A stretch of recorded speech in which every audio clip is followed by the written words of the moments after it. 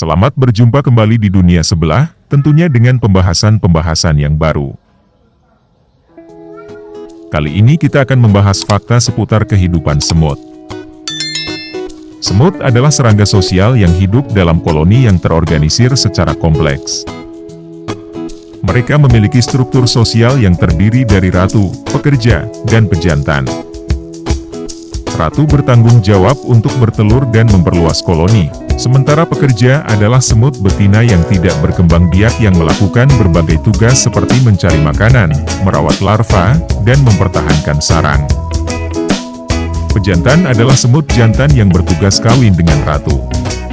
Semut juga memiliki sistem komunikasi yang kompleks melalui penggunaan feromon dan gerakan tubuh.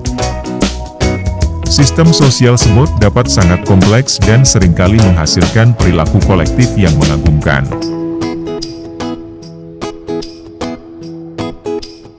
Dalam dunia semut, koloni mereka bukanlah sekadar sekumpulan individu yang bekerja secara acak. Sebaliknya, mereka memiliki struktur sosial yang terorganisir dengan baik, mirip dengan masyarakat manusia. Di dalam koloni semut, ada kasta-kasta yang memegang peran dan tanggung jawab tertentu, dan ini memastikan kelangsungan hidup serta kesejahteraan koloni secara keseluruhan. Bayangkanlah sebuah koloni semut yang hidup di bawah tanah yang lembab. Di tengah-tengah sarang mereka, bersemayamlah seorang ratu yang mulia, yang merupakan pusat dari seluruh aktivitas koloni.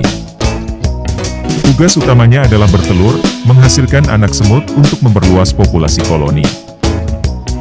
Di sekitar ratu, terdapat para pekerja yang bekerja tanpa henti. Mereka adalah tulang punggung koloni, bertanggung jawab atas pengumpulan makanan, memperbaiki sarang yang rusak, dan merawat anak-anak semut yang masih muda. Pekerja semut ini adalah contoh sempurna dari kerja keras dan dedikasi.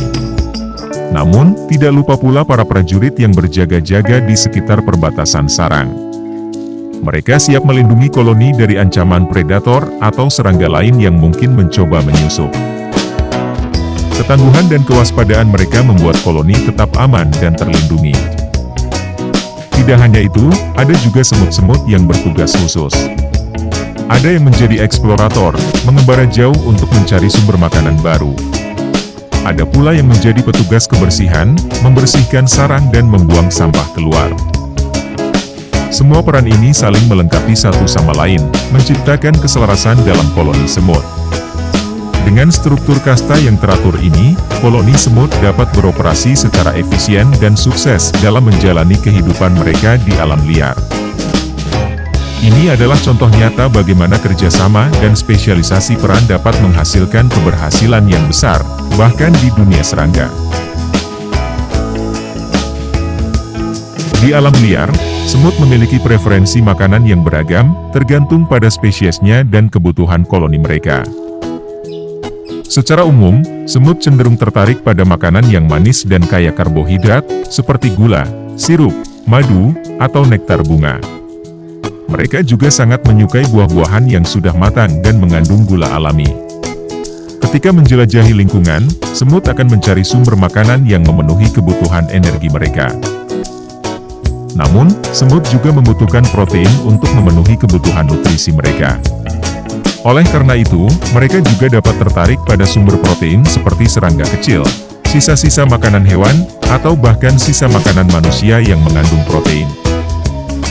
Ketika semut menemukan sumber makanan yang cocok, mereka akan membawa kembali makanan tersebut ke sarang mereka untuk dibagi dengan anggota koloni lainnya.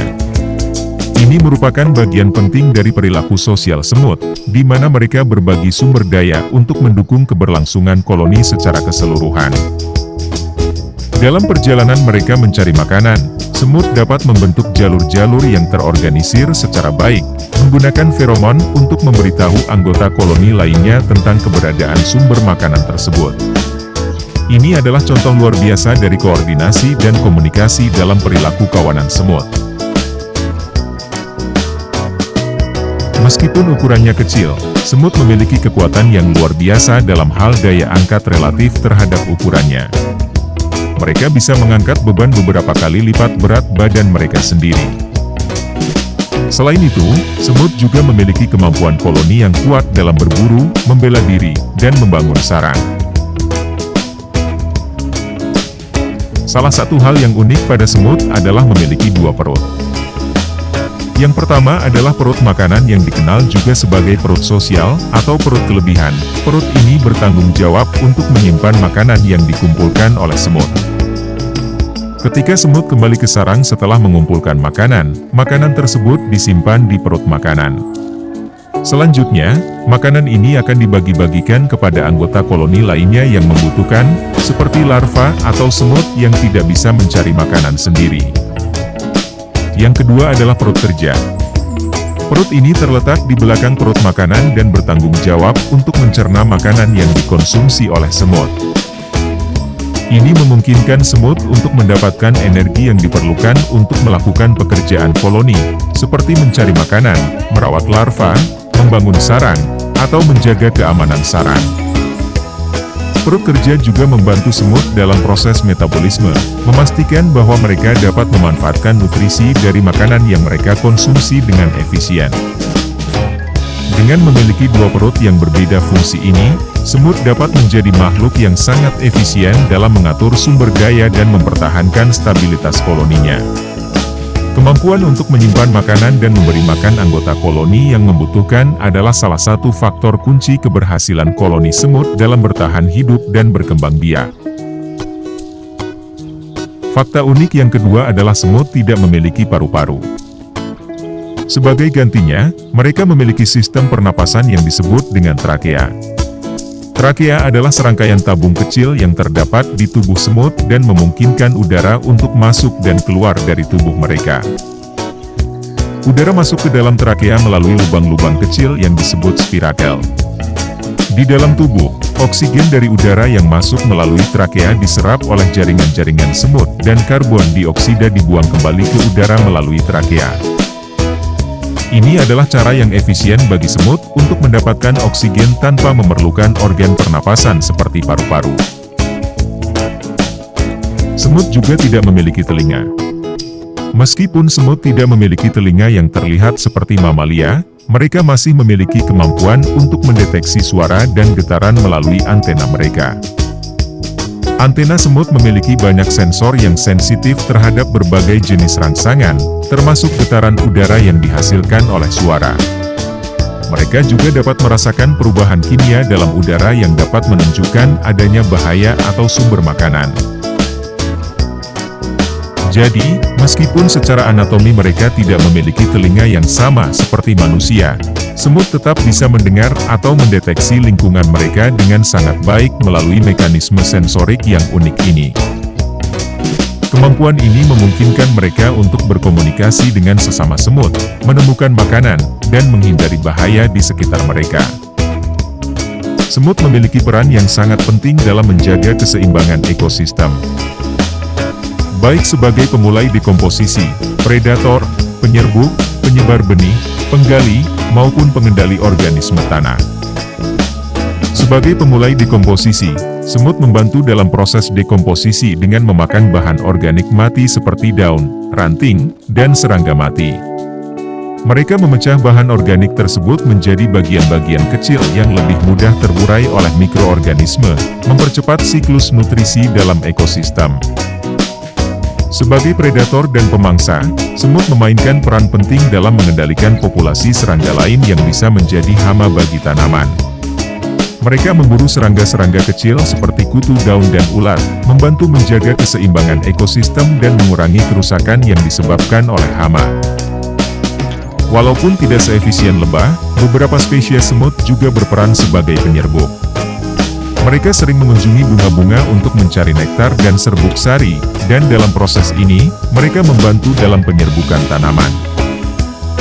Sebagai penggali, aktivitas semut yang menggali tanah juga berkontribusi pada struktur tanah yang lebih baik.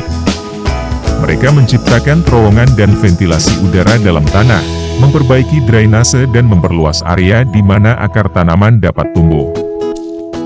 Sebagai pengendali organisme, semut juga berperan dalam mengendalikan populasi organisme tanah lainnya seperti nematoda dan protozoa, dengan memangsa mereka atau bersaing untuk sumber daya. Dengan kombinasi kemampuan adaptasi, kebugaran fisik, dan organisasi sosial dalam koloni, Semut dapat bertahan hidup dalam waktu yang relatif lama, bahkan dalam kondisi lingkungan yang sulit sekalipun. Semut hidup dalam koloni yang terorganisir dengan baik, yang terdiri dari pekerja, ratu, dan pejantan. Setiap anggota koloni memiliki peran yang ditentukan yang membantu kelangsungan hidup koloni secara keseluruhan. Semut memiliki kemampuan adaptasi yang tinggi terhadap lingkungan yang berbeda. Mereka dapat bertahan hidup di berbagai habitat, mulai dari hutan hingga gurun, dan dari dataran rendah hingga pegunungan. Secara fisik, semut memiliki tubuh yang kuat dan tangguh. Mereka memiliki eksoskeleton yang keras dan fleksibel yang melindungi tubuh mereka dari bahaya luar. Siklus hidup semut melibatkan berbagai tahapan, termasuk telur, larva, pupa, dan dewasa. Setiap tahap dalam siklus hidup ini membantu dalam menjaga populasi semut dan meningkatkan kemampuan bertahan hidup koloni. Semut adalah pemungut makanan yang efisien.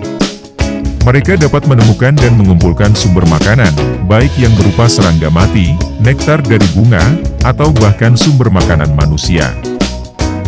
Beberapa spesies semut memiliki kemampuan untuk menyimpan makanan dalam koloni mereka.